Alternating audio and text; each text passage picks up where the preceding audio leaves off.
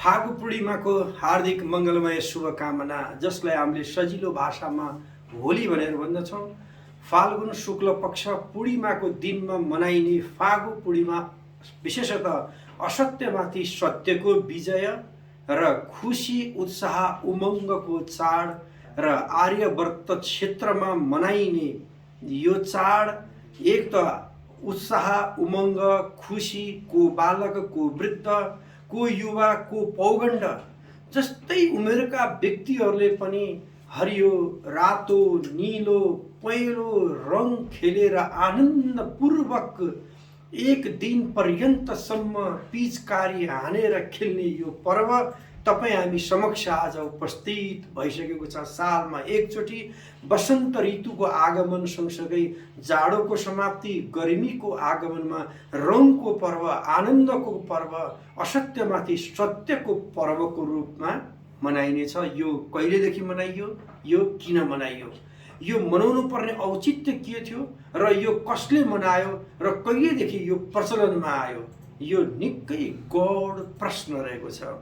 दर्शकवृन्द। तसर्थ म यो गौड प्रश्नको यहाँलाई सार गर्भित वेद पुराण उपनिषदबाट कहाँबाट आएका छन् यी विषयवस्तु यहाँहरू समक्ष सुन्न लायक तरिकाले पस्किन गइराखेको छु। तसर्थ यहाँहरूले यो भिडियोलाई निकै मन पराएर लाइक कमेन्ट गर्नुहुन्छ भन्ने पूर्ण आशा पनि रहेको छ। हुन त हामीलाई हाम्रा दर्शकहरूको अपार माया प्रेम र सद्भाव छ। तसर्थ म मेरो टिम सहित मेरो व्यक्तिगत रूपमा वसन्त ऋतुको आगमन र फागु पूर्णिमाको मङ्गलमय शुभकामना अर्पण गर्दै देशमा रहनुहुने महानुभावहरू, विदेशमा रहनुहुने महानुभावहरू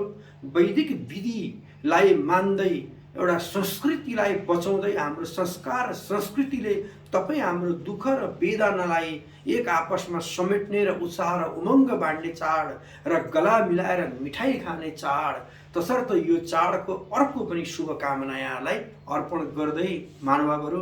पुराणहरूमा उल्लेख भएअनुसार यही दिन भगवान श्री विष्णुले नृसिंह अवतार लिएर भक्त प्रहलादलाई, हिरण्यकश्यपुका कनिष्ठ सुपुत्र भक्त प्रहलादलाई उद्धार गर्नुभएको दिन र हिरण्यकश्यपुलाई न जलमा न थलमा, न बाहिर न भित्र, न साँझमा न दिनमा न रातमा, न स्त्रीले न पुरुषले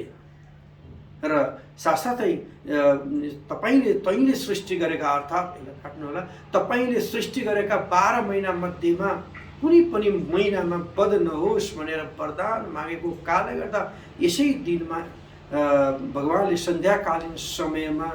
पुरुषोत्तम महिना खडा गरेर, अर्थात् 12 महिनामध्ये अर्को महिना लिएर भक्त प्रहलादको उद्धार गरेर हिरण्यकश्यपुलाई वध गरेर नृसिंह रूपमा प्राकट्य भएको को रूपमा पनि एउटा मानिएको छ उद्धारको क्रममा। हुन त नृसिंह जयन्ती फरक तरिकाले मनाइन्छ। एउटा उद्धारको क्रम पुराणमा भागवतको 7औं स्कन्धमा व्याख्या गरे अनुसार यो रहेको छ। र दोस्रो पक्षमा त्यसै गरी दर्शकवृन्द अर्को पक्ष जसरी होलिका नाम गरेकी बहिनीले भक्त प्रहलादलाई वध गर्दाखेरिको अवस्थामा ती होलिकालाई चिरको रूपमा जुन कि अग्निबाट जुन वरदान पाएकी थिइन्, अग्निले जलाउन नसक्ने भनेर प्रहलादलाई काखमा राख्दाखेरिको अवस्थामा अग्निले स्वयं ती होलिका नाम गरेकी दानवनीलाई, हिरण्यकश्यपुकी बहिनीलाई जुन वध त्यही दिन भएको कारणले र प्रहलादको जुन कि यही दिन नै उद्धार भएको कारणले गर्दा पनि होलिका दहन भनेर गाउँ टोल छर छिमेक चौराहा अर्थात् घर बाटाहरूमा काठको ठुलो अर्थात् दाउराको ठुलो खरियो लगाएर चिर अर्थात् त्यो होलिकालाई वध गर्ने अर्थात् होलिकालाई मारेको अनुभूति गर्दै त्यहाँको जुन विभूति जुन रहन्छ अर्थात् जसलाई हामीले सजिलो भाषामा जुन कि भस्म भनेर भन्छौँ, त्यो भस्म तपाईँ हामीले टाउकामा लगाउने पनि पर्वले खुसीको पर्वको रूपमा पनि मानिएको छ। र त्यसै गरी भगवान स्वयं रामचन्द्रले राज्याभिषेक अर्थात् राज्यमा सम्पूर्णलाई हर्षोल्लास र आनन्दपूर्वक गुलाल अर्थात् रातो रङ, नीलो रङ अर्थात् पहेँलो रङ यस्तोको खेलेर पिचकारी खेलेको दिन र स्वयं भगवान् श्रीकृष्णले रासलीलाको समयमा रासलीला स्वयं 16,108 गोपिनीलाई देखाउँदाखेरि साम्ब सदा शिवजी स्वयं प्राकट्य भएर आएर मध्यरातमा रासको समयमा देखेर होली मनाएको दिन, जहाँ कि ब्रज क्षेत्रमा रजको होली अत्यन्तै खेलिन्छ दर्शकवृन्द। तसर्थ यो होलीलाई हामीले